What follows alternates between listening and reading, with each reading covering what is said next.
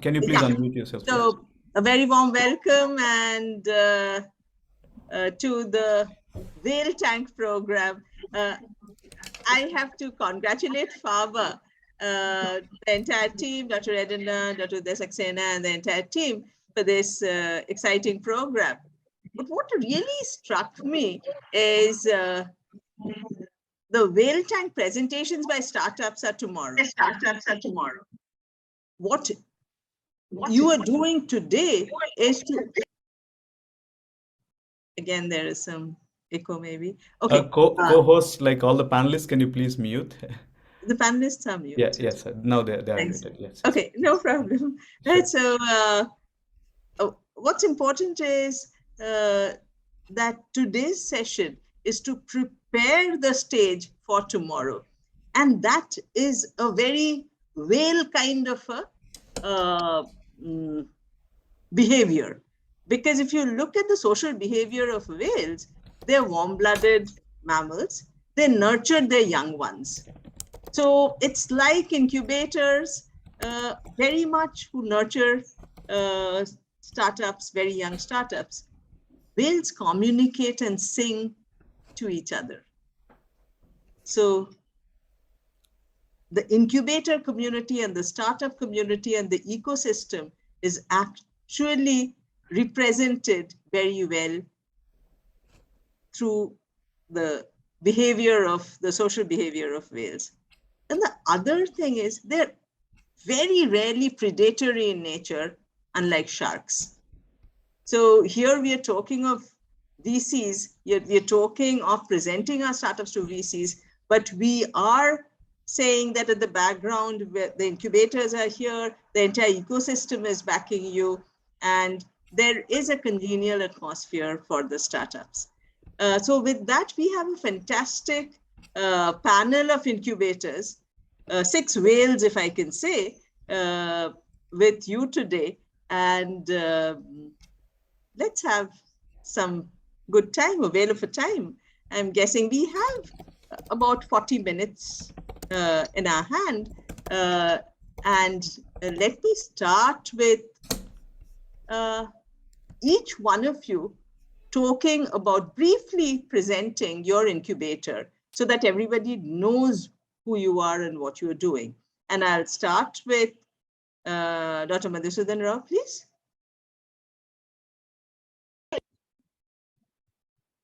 Thank you. Thank you, organizers, for the opportunity to be here.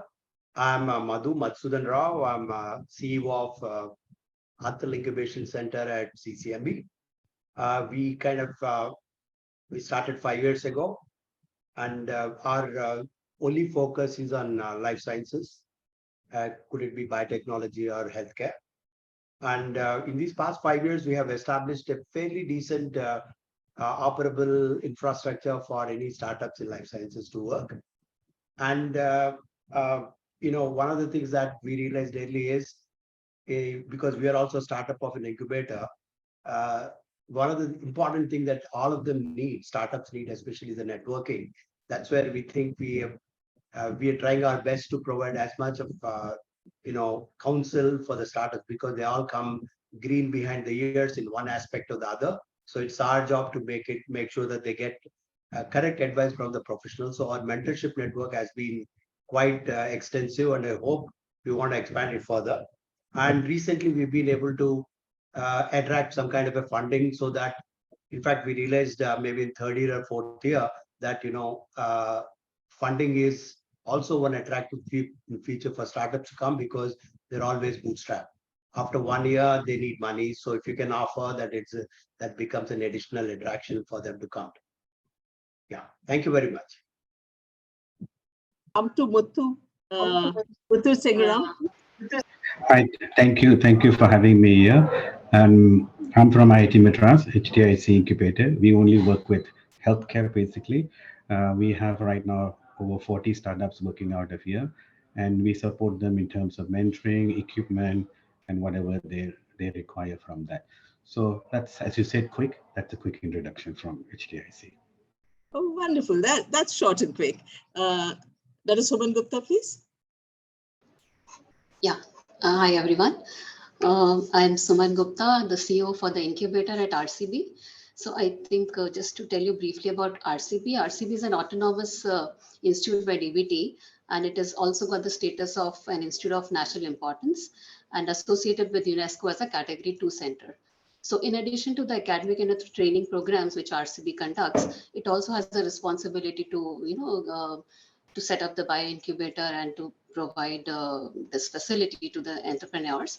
So I joined the setup about 4.5 years back, and my job was to set the incubator at RCB. So I had that, the initial interesting journey to set this up.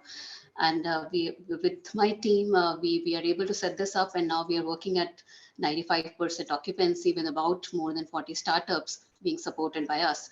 So we are also supporting startups in the healthcare sector, since that is our focus area. And we have about 35,000 square feet covered area, which is dedicated for incubation, and 20,000 square feet is dedicated for the lab themselves. So our startups are ranging from anti-infectives to vaccines to nutraceutics to sanitations, etc.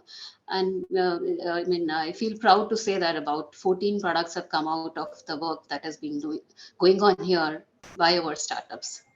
And I'm really proud to be here in this great event and with the great panelists. Thank you. Thank you for having me here. Thank you. That is Suresh Kumar. Good evening, everyone, and thank you to the organizers for giving me the opportunity. I'm Suresh Kumar, the Executive Director of PAG STEP, the incubation center associated with PAG College of Technology, Coimbatore. And we have been supported by DST in the year 1998 and started the incubation activities about 2 decades before. About 3 years before, we have been supported by BIRAC for establishing the BioNest as part of the PAG STEP initiative. And so far, we have supported more than 200 plus incubators in the last 2 decades. And we are also exploring as a startup incubator in the area of biotechnology, and a lot of learnings in the last 3 years. Thank you, and look forward to hear from panelists. Also, I represent the ISBA, the Indian Steps and Business Incubators Association, as the president of the association, and happy to have Deepanvita, who is the past president of the association. Right. Thank you. Thank you. Thank you, Suresh. Can we have Dr. Jitendra Kumar, please? Jitendra. Good afternoon. Thank you, Deepanvita. I run Bangalore Bioinnovation Center, which is a state-run incubation center, as against the other incubation centers which are hosted by the academic institutions. So this is one unique model. So far we have, so it started in 2016 and I was there as a founder director after moving from IKP Knowledge Park. It has so far incubated some 100 companies. One of the reasons for large number of startups is because state machinery is there to have lot of startups and give to us for incubation. And we have some 25 startups have graduated. Most of them have set up their own facility. We have launched 45 products. We take pride in launching these products through at a state level function. And we have around 60,000 square feet of built up space with a huge infrastructure. It's a joint collaboration between a state government and the DBT. And DBT has external support, but it comes under the administrative control of state government. I look forward to it. Now, of course, Professor Rajgopal, who is also kind of a host for this meeting. Yeah, so thank you so much. Thank you, Dr. Deepanvita, and I thank the Professor Reddanagaru and Dr. Jagdish for having me here. So I just want to introduce my, the incubator center, the University of Hyderabad. That is called the Aspire. Aspire is nothing but Association for Scientific Pursuit for Innovation Research Enterprises. Was established in 2018 and is a Section 8 company. And the Aspire manages all innovations and entrepreneurial activities at UOH at University of Hyderabad. we have majorly, 3 incubator. Those are an Aspire Bionest is nothing but, the DBT supported one, and Aspire Tide and Aspire TBI. And all together we have about 50,000 SFT, the area. And in Bionest, we mostly, focused on these healthcare and biopharma allied areas of life sciences, agriculture, and industrial biotechnology. So we have all, relevant facilities in our center, and we have about altogether about 55 companies. I mean, the startups. And as other people also said, there are about 19 people have graduated, maybe because some of them may not be, may have discontinued, but some of them, they went to their own facilities. And there are about a good, excellent products have released from our centers. Like, we have a probably last the Bio Expo, there was one of the company, that TM Genomics, who have, using a disruptive technology, they have their own PCR, with cost of just 30,000 rupees, you can have a PCR in the lab. So we also tested in our laboratory. It was really working out very well. So such kind of, the innovations and, disruptive technology has happened in our center. So, and then maybe, later we will discuss about other Yes. things. Thank you very much. Thank you for. Thank you. So now you really know we have a wonderful group of incubators today to answer some of the difficult questions that many of you face. So just wanted to ask Dr. Madhusudan Rao, Madhu, you highlight one achievement that makes you feel satisfied with all the hard work that you're doing. Really, you feel, yes, what is that? Dr. Rajgopal, I'm not going to ask because he has already mentioned about 30M. So, but to you, I want to know, what is that? Can you highlight?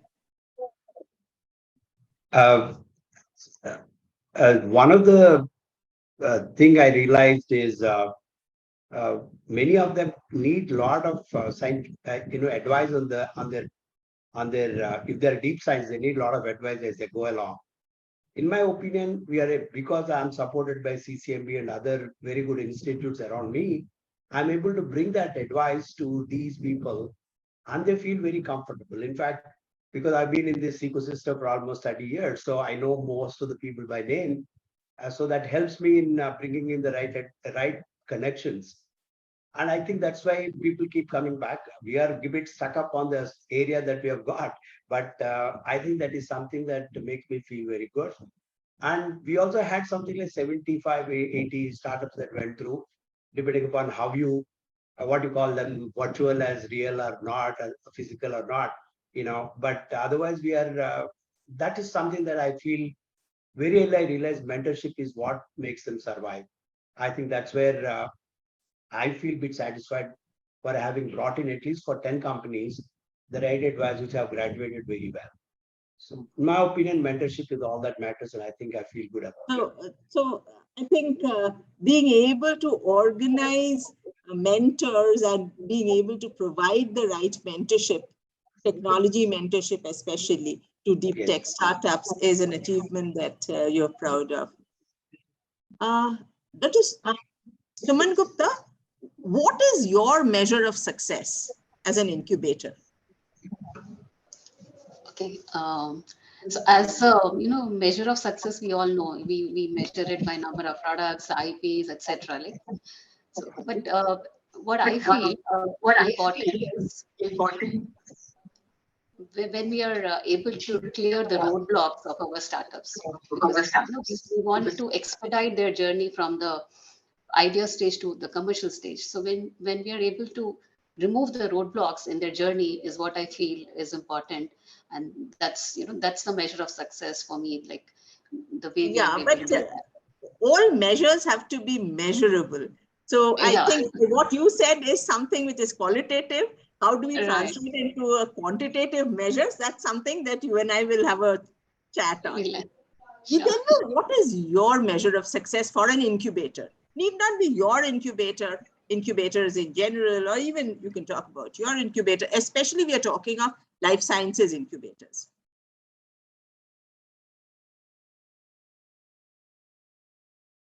Can you unmute You're on yourself? mute.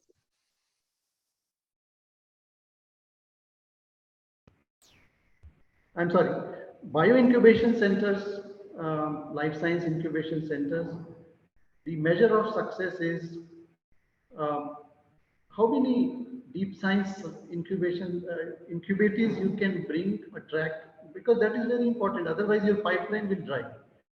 Second is how you have, when they came, what was the readiness level of the technologies or the business they were in, and when they exited, what value addition that life science incubator should have provided. I would think that at least one exit point that we should be venture ready. There should have been some venture capital infusion so that they can graduate. Then during that process of from the ideation or to the exit, how incubation centers have added value. One could be the mentorship. It can be measured by the hours they have put in and their inputs, like whether it has helped. Second is the intellectual property IP generation, because that is what your mentorship has added value to. Third is, have you been able to provide the skill of facility? Because that is where very important startups are fumbling. They do proof of concept, but we do not have incubation centers who have 100-liter fermenter, 500-liter fermenter, or BSL-3 facility, GMP. So have you been able to provide those facilities to them to scale up, at least pilot scale, so that they can attract venture capital after showing this at least pilot scale results? How they have, if there are medical devices and diagnostics which are low-hanging fruit, have they been able to do a prototyping and launch their product, is soft launch? So, launch their product. So, has incubation center provided that platform where they can launch the product? Because startups, nobody will know. From here, Jitendra, let me go to Muthu and ask, because when you talk of medical devices, I cannot but bring in Muthu, because HTIC huge focus on this. And so what is your incubator's core value proposition? So I think the important part here is to be able to attract the number of startups in to start with. If we have a vibrant ecosystem, like now we have 30, 40 people, startups here, we have almost 300 people in the center, which makes others work with each other. I think among themselves, they create better value than us creating the value, because they're all like peers. I'm not talking about age here. Even the older ones are happy to talk to the younger ones, and the younger ones are happy to talk to the older ones. So I think what we set out to do, and I think we've done a good job on that, is to create that environment where people feel comfortable to come. So we now are getting not only in around Chennai or Tamil Nadu, we are having startups coming from the north willing to move to Chennai, which is good. So I think that's something we've done really well. And we've also never been unwilling to support any other incubators which needs any help from us.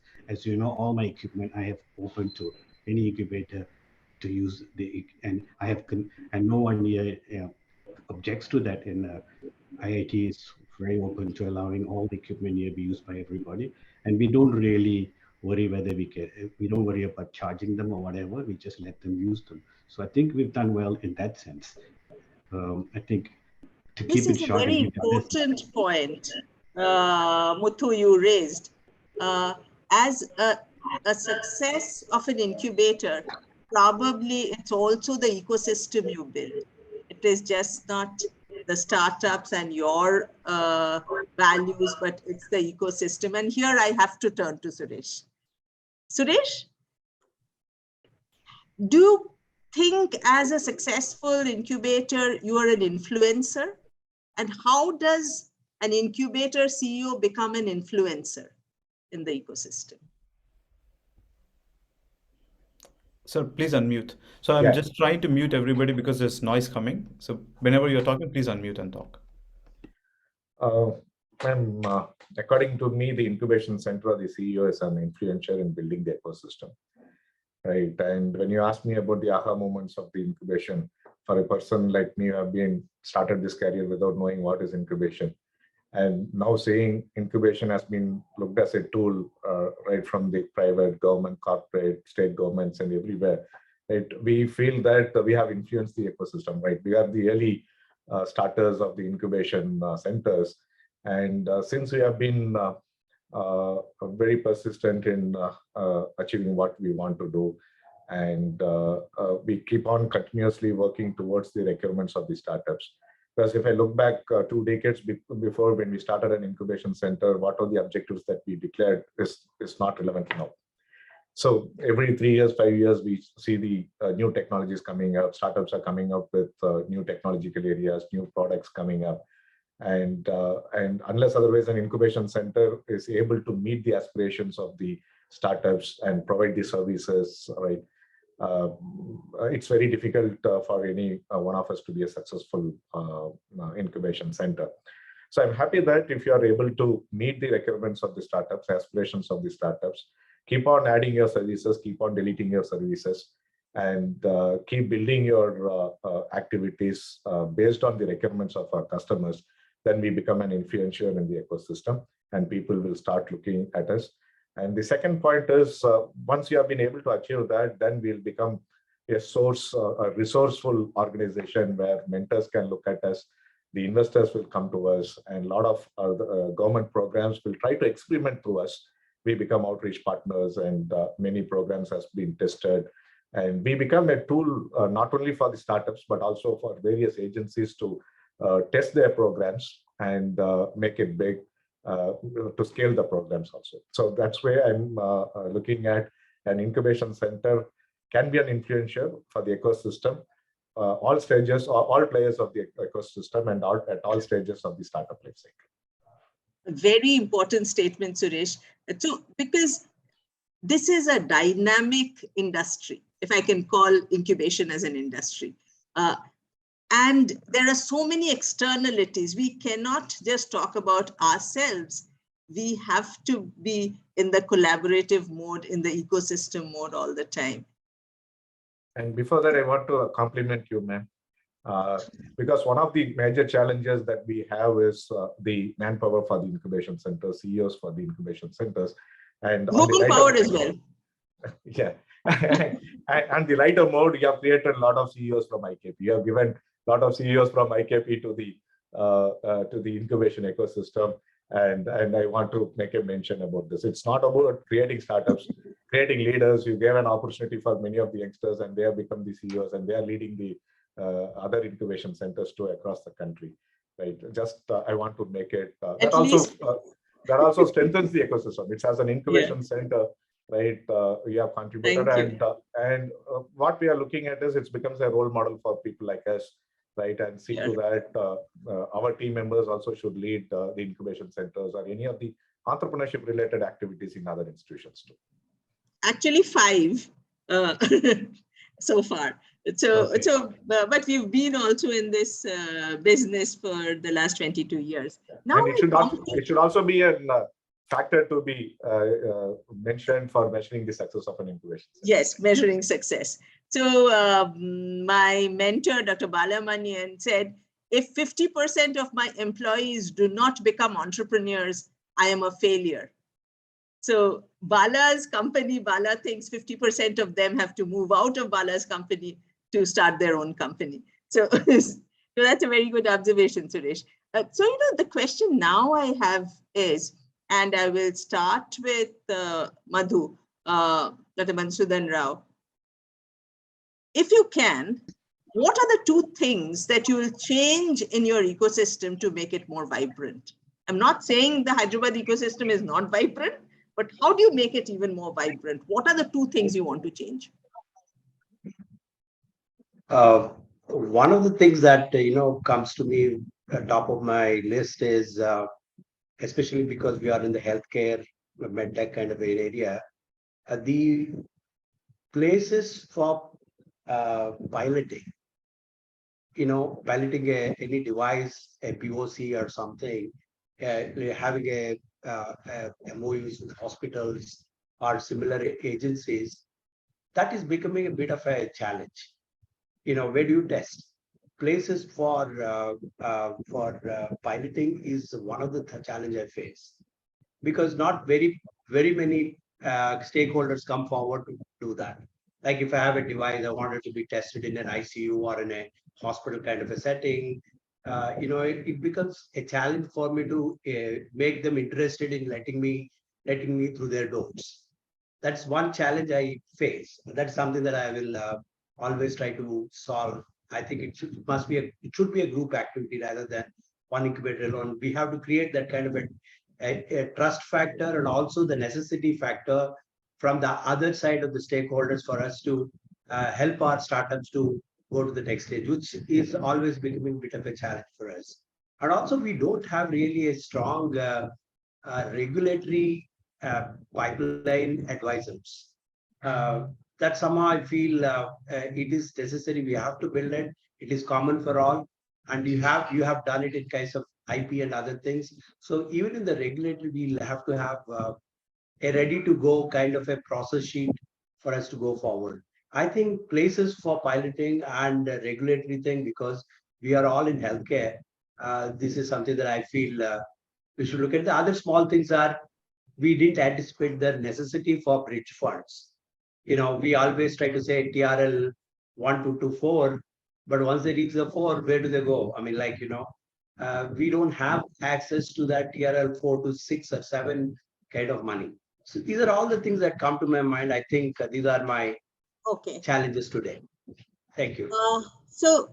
Jitendra, if you have to change 2 things in your ecosystem, what would those be? One challenge I face is, and which is a good requirement from our startups, is how do they connect with the big industries, the established players? Because the industry and startup connect is missing, and I'm striving to, I'm trying to able, etc., to do that. However, that's a challenge. I really feel that this is important because it leads to a lot of collaborations. It can have a strategic partnership. It can have funding, and a lot of things can happen. And bigger companies can increase their portfolio of innovation through the startup by acquiring them, etc. in the long run. That is one. So that part I have to do. Second is the early stage venture funding is still, we have been talking for a long time, and I think by now Bangalore should have a stronger, I would have venture funding community, but it has not come up. Most of our startups have sought funds from abroad, which is money is money. It's kept coming from anywhere, but our ecosystem has to grow. Without that venture funding presence here, I think it will have a bottleneck. The domestic VCs investing in life sciences. Great. Yeah. Suman, what are the 2 challenges what are the 2 things you want to change in your ecosystem in NCR area? Yeah, so I think Dr. Rao and Dr. Jitendra have put in very well all the 4 challenges which any healthcare incubator would face. But in addition to that, NCR also faces, I think, in my opinion, one of the challenges that we don't have a very good network with the incubators around like you have in the Hyderabad ecosystem or in the South ecosystem. But in NCR area, we definitely would like to improve on that.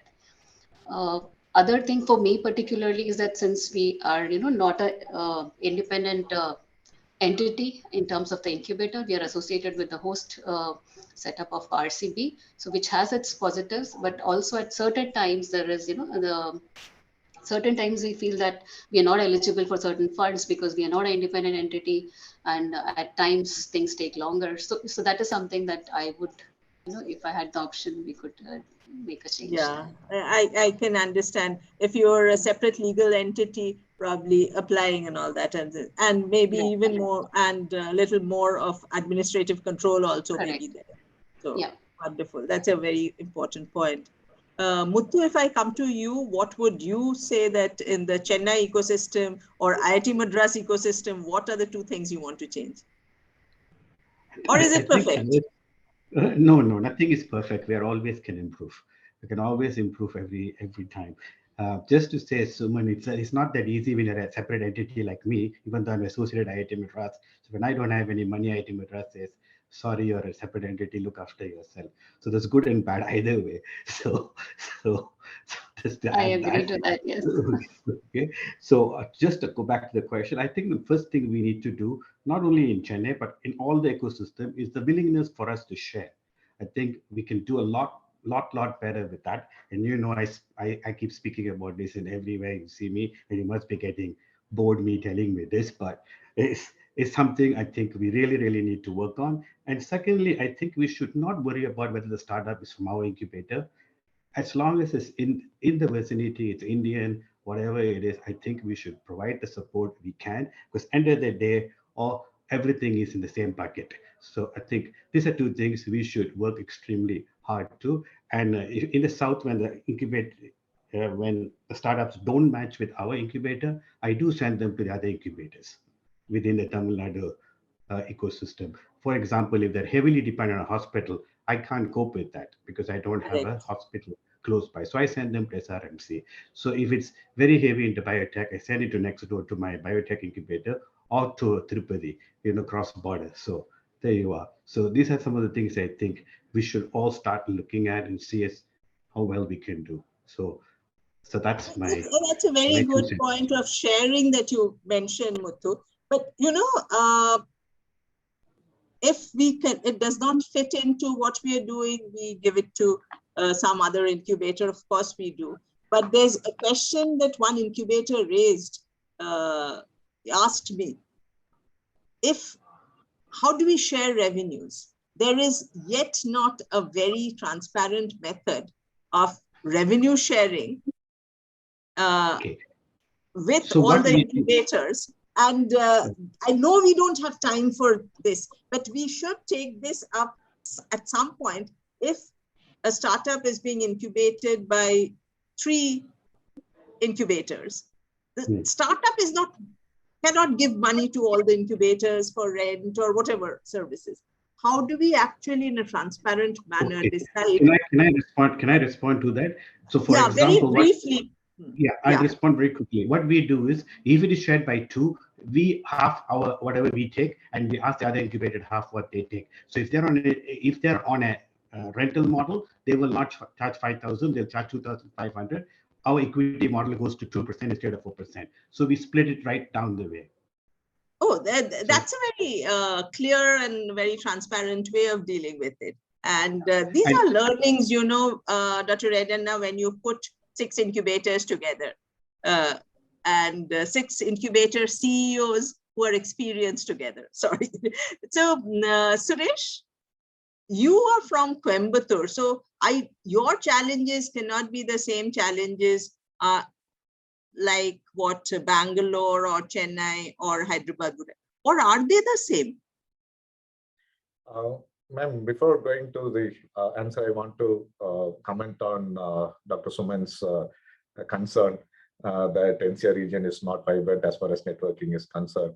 But I want to inform her that ISBA has been started closely working with SIDBI. And last week, we have just launched the NCR region, and the SIDBI is going to support the incubator network. And through ISBA will be leading it, and it is exclusively for Delhi NCR region. And a lot of activities are going to come there. And ISBA is just for the namesake, right, organization's sake, but you have to lead it, and we are going to have the team of core team members, and we'll be doing it in next 15 days or 1 month's time. But the initial meeting has happened, and about 10 incubators. We had a discussion last week just to kickstart the activities, and other MOUs and other things has to be. And it's a 2-year project that we'll be taking it, and with the support of SIDBI, and then we'll be moving forward. So this is to share the good news to Dr. Suman on this line. The second thing is about the change that we want to bring in. If you look at right, the number of incubators have increased in every region, and it's going to get increased further also. Now, what happens is, if you look at the support extended by the incubators, all of them are fighting a small pie from ideation to proof of concept or prototype development. Right, all the incubation centers are focusing there, and we are playing a number game in that. And now it has become like 40 startups, 50 startups, 75 startups in a period of 1 year and kind of thing. But if as a mature incubator, now if you look at the stages at which, right, from ideation to scaling up, right, the percentage of startups which have developed the product but have scaled up, I'm not talking about becoming unicorn or, right, it is about taking 1,000 pieces to the market or having sold about 1,000 pieces, 1,000 numbers in the market. That itself is a small scaling up. There I find that we have not achieved the percentage, or we have not achieved the scale in that. So every incubation now we talk about the space that has been earmarked, right? The number of startups that we can have, number of funding schemes, right? Whatever has been challenged, right? Now seed funding to some extent up to 20 lakhs or 30 lakhs is not a big challenge. So the change that I want to bring in on the ecosystem, right? Not only at PSG level or even at the association level is, I want to echo the voice of the other members, right? We have to look at how collaboratively we can work on. And that's how, so you can remember about a year and a half before we started discussing about the distributed incubator model. We, before 1.5 years, before people are aware about virtual incubation. And then co-incubation has been started discussing about it. And today we have to look at other models of co-incubation, virtual incubation, hub and spoke model, hybrid model, right? And we have to look at how each of our strengths in the niche area can be leveraged. And every incubators which has put more than 5 years has proven something as their specialization. Okay, that can be IKP or Venture Center, IIT Bombay, or IIT Madras, right? Whomsoever has been in this field for more than 7 years, 10 years, have got something built as the niche area. And that we have to bring into the Tier 2 cities or Tier 3 cities like us, so that we can also look at our product startups have become a scaled startup. And we can also see the happiness that our incubated products have been there in the market too. So that percentage is less, and we want to see with the help of the ecosystem, from product to the scaled up startups percentage, we have to increase on. So these are the 2 cents that I had to share with you. Okay, wonderful.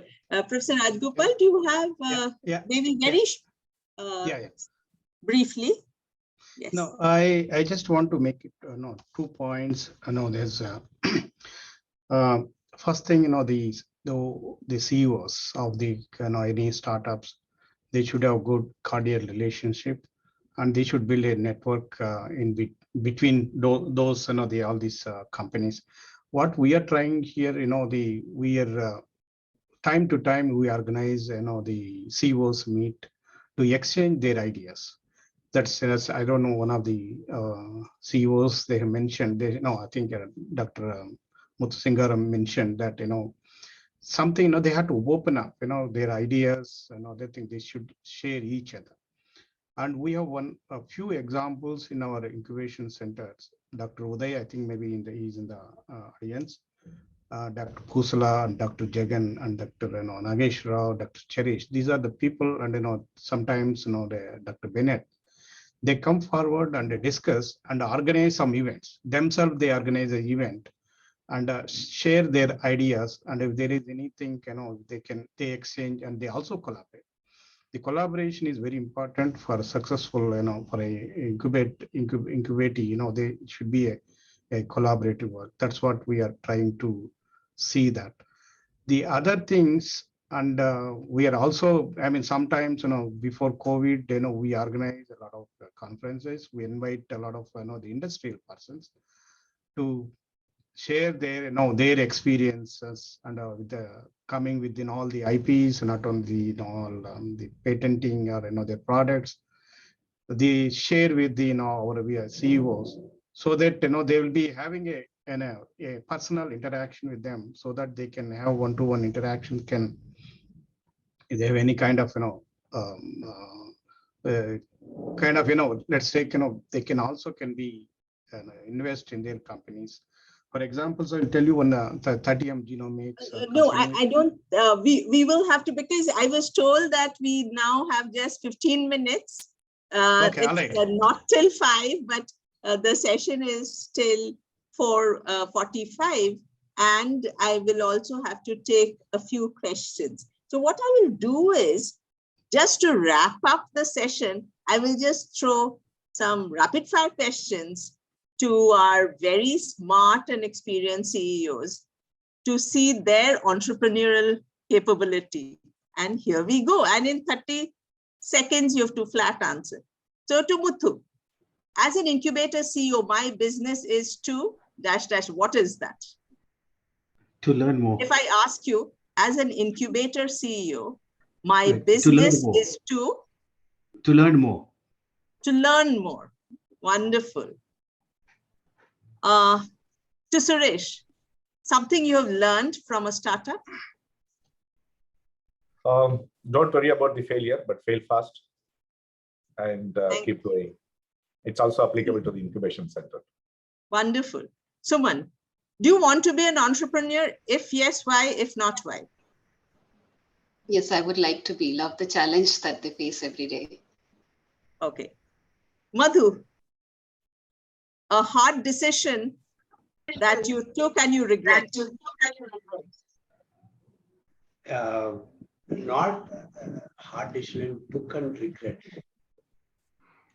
Not much, I guess, but sometimes I could provide a right kind of advice to one company in very early in our growth, and that has moved out and did very well outside. I could have done that probably, but I was also a kind of a green behind the years as far as incubation is concerned. Wonderful. Yeah. And that's why I said mentorship is crucial forever. Jitendra, as an incubator CEO, my business is to, can you fill in the gaps? My business is to nurture startup companies. Of course, the last question goes to Dr. Rajgopal. Something you've learned from a startup. No, very that's better than we say that better than the best. So okay, so you have to be better than the best. So you yes. have to be at the top. So yes. Okay, so with this, I hope all of you enjoyed what we discussed. This is useful. And Dr. Jagdish, do we open it up for a few questions? We still have 10 minutes. Are there questions for the CEOs? I see one, this is more of an observation. No, this is actually a question. The question is from Suresh Pusala. Do you want to ask yourself, Suresh? Yes, thank you, Dipanwita ma'am. well done, panelists. My question is, one of the drawbacks with all the incubation sites that I ventured around to find myself to do a startup. I did go to CCMB, and I'm in Bionest, and I'm at VCR Park in Vizag as well. The important thing that's missing for a healthcare startup is from proof of concept to translation is very critical, from bench to bedside. I think Madhu brought up this point very nicely. So the regulatory guidance and also regulatory assistance around how to go about for a scientist to move to a hospital is missing in almost all the incubators at this point. That's my point. This is more of a comment. Anybody wants to respond by saying how this can be changed or improved? Jitendra? Yes, we have tried to solve this problem by forging links with hospitals and forming a committee, biosafety committee, ethics committee, etc., and try to streamline the process. Suppose if somebody wants to do testing in the hospital, we would connect them to the hospital, and this connection is not just superficial. We will actually make sure that this happens. For example, at CG Hospital, Narayanan or many devices and trials have been conducted through our intervention.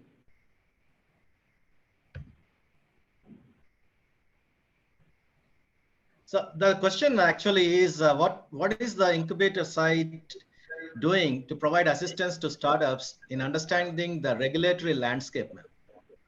That is the challenge. So, yeah, so in that context, we had set up a state level committee which mentors the startup about the regulatory challenge. And one of the officers who sits in our committee is from the state level CDSCO or person who sits in a CDSCO office at the state level. So he escalates the matter to the center. So if there is any delay or anything that startup is facing any problem, that is solved. However, your question about mentoring for startup for regulatory challenge, that also that committee does and addresses those questions. In COVID time, it was very, very prominent. And now also it happens on a, some quarterly basis. But incubate, as you are right, incubation centers should have the expertise in that, and they should have the regulatory courses. We do actually. We have in Bangalore Innovation Center, we have a 3 months regulatory course, clinical development, etc. So that we conduct. Yeah, I can tell you from our side, we also connect to regulatory experts. And also, please note that BIRAC organizes every month, last Friday, I think, there is a session where regulatory experts, IP experts, and all other experts are available to answer your questions. And there are people from the CDSCO and other places. Okay, Dr. Ravi Shekhar Anantula had raised his hand. So any question? Ravi? Yes, Deepanvita. So as Dr. Uday Saxena has mentioned in his inauguration, so we know that most of the scientists have the problem of getting this access to the business and making those products marketable. So how can we expect? I'm also a scientist by study, so I'm started my startup. So how can you people help me in learning about those skill and getting the access to my products? What kind of platforms could be helpful? Anybody wants to take up, and then I will also talk about what we are doing, but anybody wants to take up this? Yeah, Jitendra? See, there are entrepreneurship courses that Bangalore Bioinnovation Center has, done with the support of DST, and DST supported only for 1 year, but we are continuing, where we focus on biotech entrepreneurship. It's a 6 weeks course program. Every year it happens 2 times. You can enroll. We teach we get the experts from various areas and teach specifically meant for scientists who do not have a business background. So basics of business, how actually technology, entrepreneurship, and commercialization happens. And I think many incubation centers are running that course. DST also is running. And Deepanvita, you can, add to that. Sure. Yeah, as Jitendra mentioned, several incubators actually do workshops and run courses on the business side of it. There are 2 elements. One is the technology side of it, the other is business. And when I'm talking of running a business, it's just not about raising money, it's about governance, is about the processes of conducting a business, various agreements that you need to have when you have a team, the founders agreement, and so on and so forth. So there are a large number, there are several things that you need to understand and learn about. It's just not about a business plan that would make you a successful entrepreneur. It is just not by raising money. It is how do you form a team? What is retention? What are the policies, governance, reporting, annual reportings, and so on. So finance, understanding basics of finance. If you cannot, as a CEO, read a balance sheet, I would be very surprised because accountants will prepare it, CAs will endorse it, but you need to be there to say what you expect. So to become an entrepreneur, you have to have various elements. Of course, you need the idea, you need the technology. You would have, at least in your team, you should have it. Maybe you are not the best suited. Maybe you are the CSO, the chief scientific officer, and maybe you need a professional CEO or a person with some business understanding to come in as a CEO and we do separate workshops on this, and maybe I will invite you. I do not have your mail ID, but I would get back to Faber, and maybe when we run these workshops, we'll invite you. Sure. Thank you. Thank you, Deepani. So is there any other last question? We have 3 minutes to go. Any points that you want to add to Ravi's question? Because it's a very important question. A scientist becoming an entrepreneur, it could be he or she need not have all the qualities, but he or she need to know who to bring in and when is the role of technology kind of takes a backseat and where marketing and finance comes in and processes. So a different kind of team building will be required. And I think that is very important. Anybody wants to add anything to that? Yeah, Deepanita, can I add some things here? Yes, please. Yeah, thank you, Deepanita. And see, I have not seen you, but I know you are Ajit. Yeah, thank you, Deepanita. I think science is one part, but eventually taking it to regulatory, taking it to marketing, commercialization is so important, and all those are equally important components. I think startups and the incubators will have to kind of look into some of these things and make sure that science is good, science has to be captured well, documentation has to be done very well, IP has to be very, very strong. Again, a lot of audit goes through when you are working with regulators, when you are working with third parties, when you want to out-license the asset or technology. People are looking at it very, very closely. Science is exciting. I think all of us as scientists we feel happy, when our work is recognized. But when it is a business aspect, a lot of other components come in. The regulators will come to the picture. Auditors will come to the picture. Finance, you covered it very well, Deepanita. All of it comes into the picture. So you may not be an expert in all these areas, but like Deepanita said, if you have access to those people, you can tap into their knowledge, tap into their advice, and make it part and parcel of your documentation or dossier that you're preparing so that it is thorough, not just in science, but also in various components that are required to make the project successful and transition into commercialization.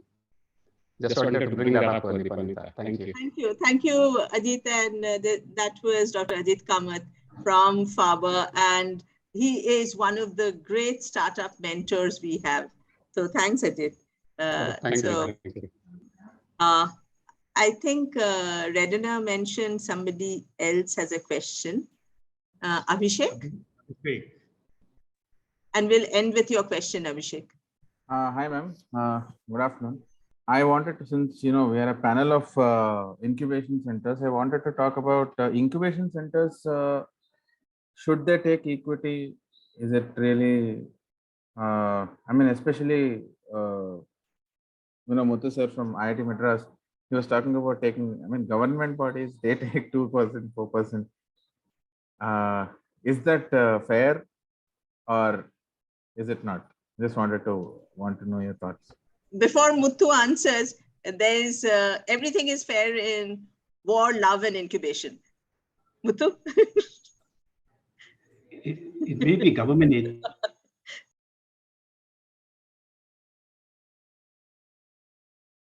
I think Muthu's screen got frozen.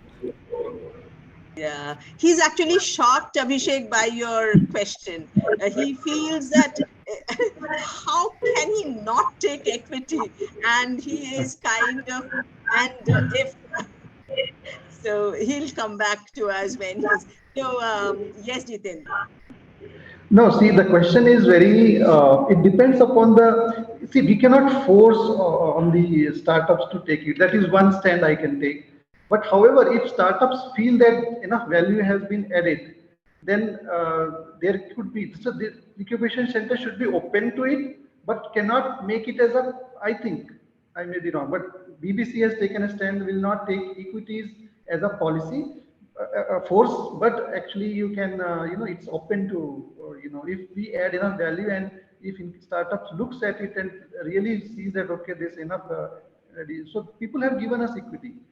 5 to 10%. The second component is many grants are inbuilt in that. Say, Virac Seed Fund, for example, they say that you have to take equity. So there are various angles involved in it, and incubation centers should have a flexible approach. Jitendra, that is investment. Investment and deployment of investment is a different thing than an incubator taking equity when a startup comes in. That's about rent versus equity as a deal. So what happens is, over a period of time, most academic incubators have been taking equity in startups, typically 3 to 5% or 2 to 5%, in lieu of all the services that they offer or the institute offers. They say that our rent is very low. We do not have, our charges are low, and you have access to the laboratories, you have access to the library, and so on and so forth. So they take equity. There are two questions involved here. One is it right, morally right to take equity, is I think an angle that Abhishek was talking about. Abhishek, also you have to understand, it is not about when a startup comes in, it could be an upside, that equity means an upside that comes to the incubator if the startup does well. That means there is a skin in the game. So you have to make it work so that you get back the upside at a later date. Versus a rental model which gives you money right there. Because people who do not have an host institution that supports in all kinds of infrastructure and other things, the organization like IKP, maybe you have to raise money through rentals. But yes, taking equity is a stand which also depends upon the bylaws of the incubator. There is nothing right or wrong in it. And I think this can also be negotiated. We as in IKP, we do not insist on an equity, but we insist on a rental basis. There are other models that we talk of. If we add value, we take equity, we say, if we can raise money for you, and so on and so forth. So there are different models, Abhishek, that we can discuss later. And I think, Shishir, the organizers are going to throw me out if I speak for another minute, but they won't tell me anything if it's less than a minute. So can you just quickly? Okay. Quick question: how you value an early stage in a company, a startup? Because equity comes with a value, and how you value, because most of the guys, incubatees, they come with certain value and certain proposition for their own project. So how you value it for equity? So I'll come later. I'll request the panelists if anybody wants to talk about it.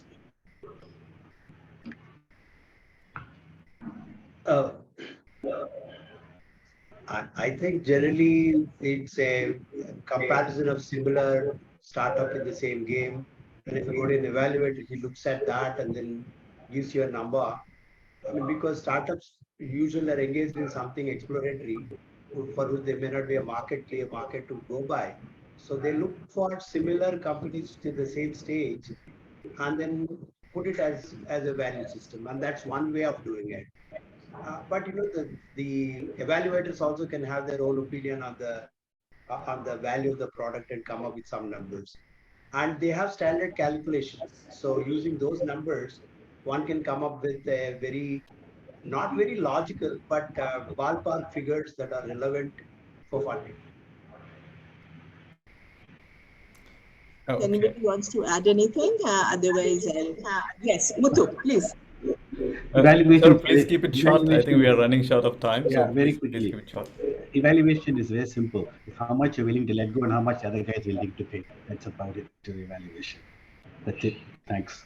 So it's negotiation, and we can talk about it. There is a whole science and art of both investment and negotiation. We can have a separate session on it. So I have to stop the session. Shishir. Ma'am, yeah, thank you so much, ma'am, and also Jagdish. all, yeah, thank you so much, ma'am, and also all the panelists. I think this discussion can go on and on because it's not so easy to run an incubator. I mean, I worked at the European Union and we wanted to build world's largest incubator or accelerator, anything. Only in healthcare, we understood the pain. We started with boot camps, then went to. Okay, so let's stop it here. So once again, thanks everybody, all the panelists for sharing your wisdom. So some of the startups want to get in touch with you. I'll share your details with them. So please help them out. And let's move on to the next session. So we have one talk